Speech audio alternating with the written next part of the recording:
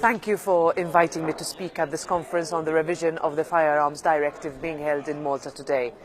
Now, as you know, this is an issue that I have worked on as a member of the European Parliament for Malta and Gozo over much of last year. As one of your representatives in Brussels, I have had the opportunity to work very closely with many of you in order to do what we can in order to improve the original European Commission proposal on the revision of this directive.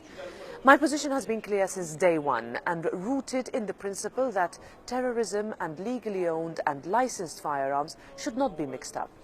So while we must come down hard on criminals and terror networks, and we cannot confuse our legislative response to extend the same measures that put bona fide collectors, enthusiasts or sportsmen and women in the same basket as criminals. As sometimes happens in the big Brussels bureaucracy, my first reading of what the European Commission originally proposed was a knee-jerk reaction to the horrific terrorist attacks we have seen on our continent.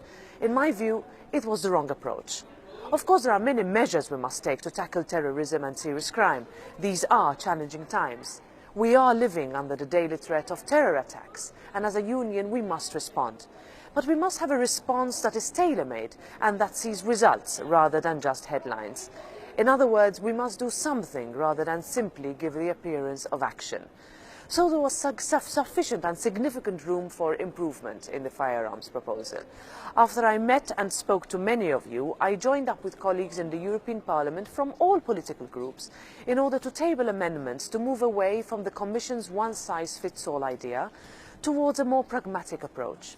We put forward amendments to remove this imaginary link between terrorists and legal collectors of weapons and move to protect the role of collectors who are concerned with the cultural and historical aspects of weapons.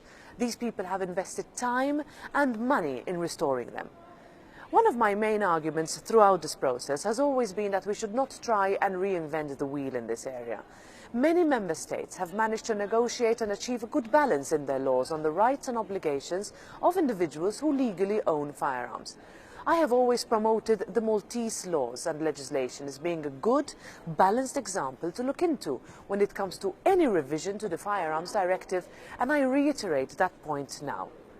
As many of you are aware, the European Parliament, notably the rapporteur and other key MEPs who followed this dossier, were instrumental throughout the negotiations in order to achieve a better text following negotiations with the Commission and the Council under the Slovak presidency. During the negotiations, the Parliament demanded that its key positions are met before moving forward on this dossier. A case in point being the granting of an exemption for sports shooters using Category A firearms. An exemption which not only appears on paper, but is one that actually works in practice with minimum bureaucracy and red tape. What the Commission calls as a greater level of ambition in its original proposal published in November 2015 has been deemed by both the European Parliament and the Council as being overreaching and not linked to the purpose of the revision, that is, tackling terrorism. In fact, both the Parliament and the Council rejected the Commission's proposal on resemblance, meaning both institutions did not accept arguments based merely on what firearms look like instead of what they actually are. We have come far together.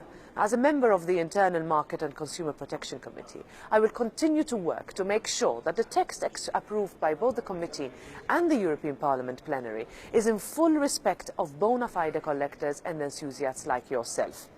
There is some work yet to do, but I am quietly confident that the end result will see our positions vindicated and work on fighting terrorism continue without involving sectors that have no link to it. As always, I remain available to answer any questions that you may have, and while I could not be there today, please do send me an email or Facebook message if there is anything I can help with. Thank you.